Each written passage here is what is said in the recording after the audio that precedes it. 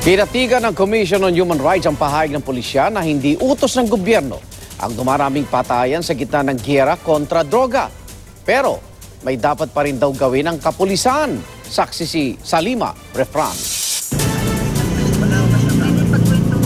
Wala raw nakaaway, kaya gano'n na lang ang pagtataka ni Alma kung bakit pinatay ang kinakasama niyang si Virgilio Alapag. Pero bago mangyari ang krimen, may naghanap umano kay Alapag na isang lalaking tulak ng droga. Kailangan mahuli yung gumawa niyan. Sino ba na gumawa niyan? Hindi ko alam kung sino gumawa niyan. Hindi ko naman po nakita. Nagpapalipas oras naman sa tapat ng Agora Market si Armando Cedro nang barilin sa ulo ng hanggang 4 na lalaki kagabi.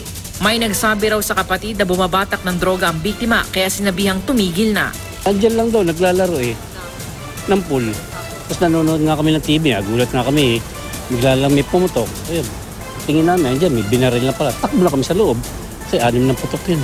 Pero sa ilang pagkakataon, ang pagpatay ay nangyari sa harap ng mga bata tulad ng ginawa ng 4 na armadong lalaki sa ama ng 12 anyo sa si Stephanie. Sa pahintulot ng lola ni Stephanie, ikwento niya sa amin ang nakita niya at ng mga kapatid niya. Namamakaawa nga po si Papa doon sa mga pulis eh. Sabi, sir, wag niyo patayin ang dami kong anak. Hindi siya pinakinggan ng mga pulis. Pinaril pa rin siya. Nilagyan po nila ng shabu, saka baril, saka saka pera. Wala raw takip sa mukha ang mga pumatay. Nakilala sila ng bata bilang ang mga umaresto sa ina ilang buwan bago ang pagpatay sa ama. Yung pumatay po kay Papa, yun din po yung kumuha kay Mama. Yung umaresto sa nanay mo, nandun din nung gabi na pinatay ang tatay mo? Opo. Ayon sa grupo na nagbibigay ng therapy session sa mga tulad ni Stephanie, dahil may galit, they will not be able to discern, to process more, and make good decisions later on.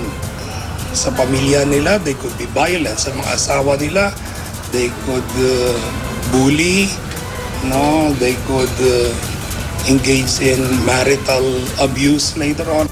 bagamat di pa masabi ni Stephanie o ng mga investigador kung mga pulis ang pumatay sa ama, tiniyak ng PNP, hindi yon state-sponsored na walang basbas ng gobyerno ang ganitong operasyon.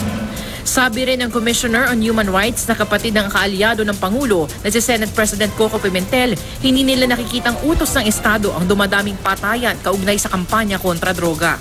We have not actually found that it's a institutionalized policy of government.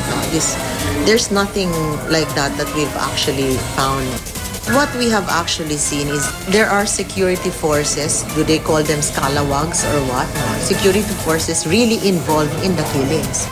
It's a requirement that the IAS should actually investigate their people if they killed somebody or even if they just want somebody. Nauna na rin giniit ng PNP na hindi aabot sa 7,000 ang bilang ng mga napatay dahil sa droga. Ang mga napatay sa mga drug operation dahil nanlaban umano sa mga pulis ay mahigit 2,000 lang. Pero sabi ni Senadora Grace Poe, hindi issue ang bilang. 7,000 man o 2,000, hindi dapat isantabi ang respeto sa hustisya at sa pagkatao.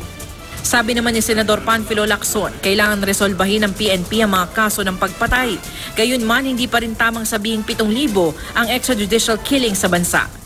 Si Vice President Leni Robredo na nagbanggit ng bilang na yan sa isang video message para sa UN, nilinaw na hindi drug-related deaths ang kinukoy niyang umabot sa 7,000.